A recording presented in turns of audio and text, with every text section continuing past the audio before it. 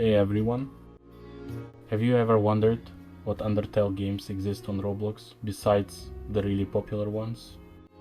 Could there be hidden gems among the less popular games, or do they all deserve their low player count? Today, I'm going to check out one low player game myself and see if it's actually any good. So, shall we begin?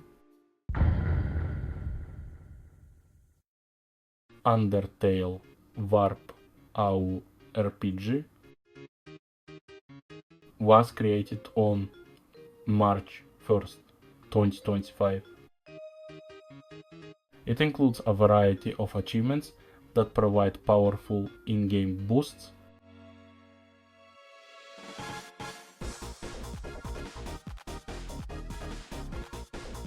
The game also includes optional game passes that add helpful quality of life improvements without ruining the experience. Before we begin, I want to mention that most of this footage was recorded on November 29, 2025. Since then, the game has gone through many positive changes, which I'll showcase at the end.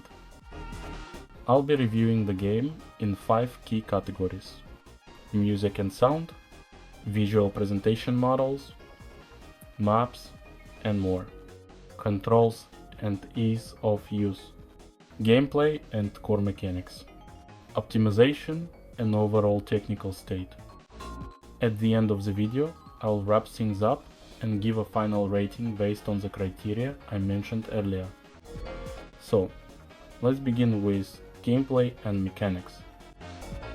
The game features spells, melee combat, and ranged weapons.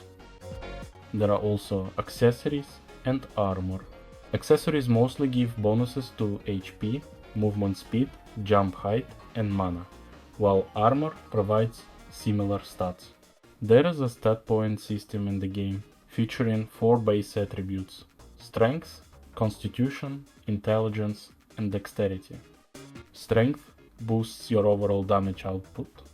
Constitution increases your max HP and health regen. Intelligence increases your max mana and mana regeneration. Dexterity boosts crit chance and critical damage. The game also has quests, and you can easily pin them, just like crafting tasks. The game also features the previously mentioned item crafting. The game features raid bosses and super bosses that are better taken on with other players. The game also has weapon skins, which can randomly appear in chests dropped by any enemy with a 1 in 100 chance. The game now includes a pity system, which guarantees you'll get a rare item after some time.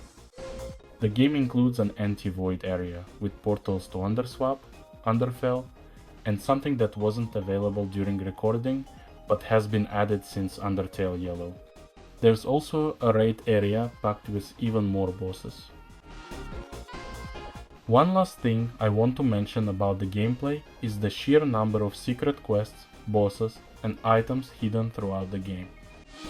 I'm giving it a 9 out of 10, since there are some issues with overpowered enemies in Undertale Yellow.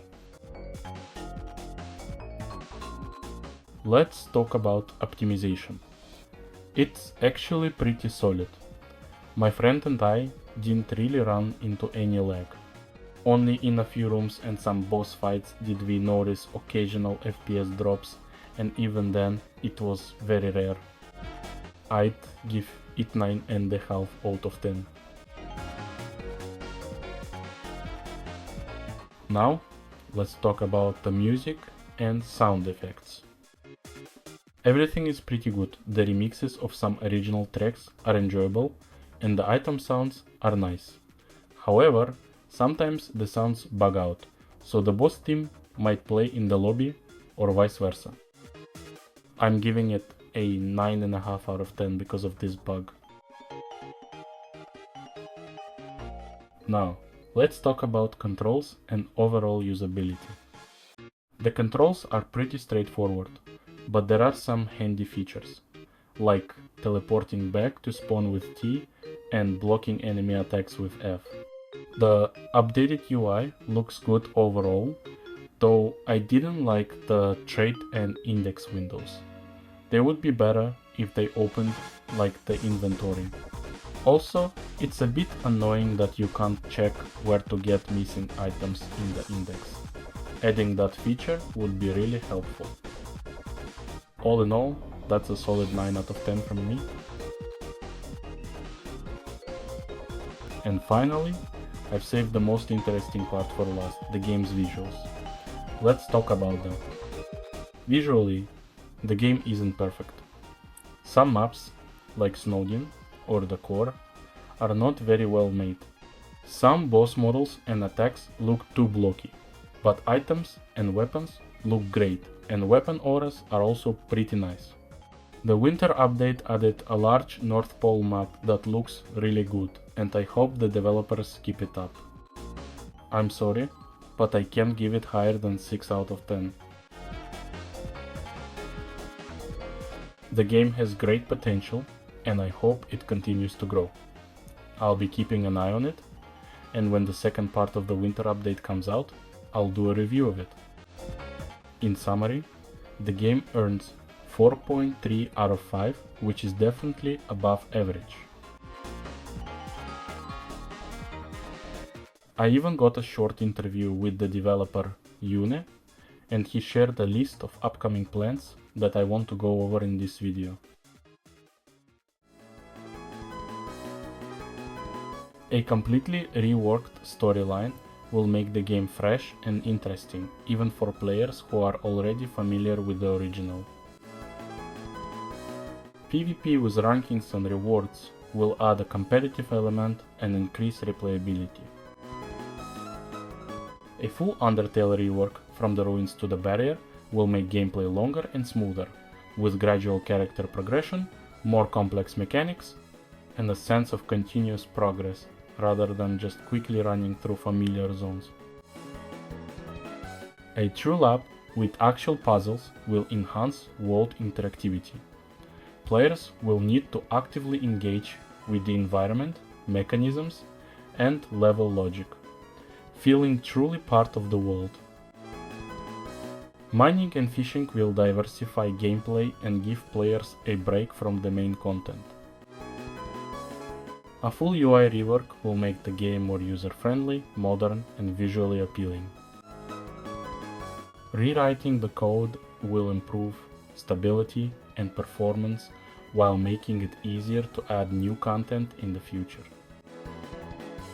The improved title and achievement system is already in development and progressing very well. The developers have added some really interesting rewards and mechanics that motivate players to take on challenging tasks and stand out from others. We're excited to see what they'll add next. Cosmetics, accessories, and skins will allow players to personalize their characters without affecting game balance. Additional endgame content will provide a challenge for those who really enjoy a deep and difficult experience. So, that was my opinion about the interview. What do you think? Let me know in the comments.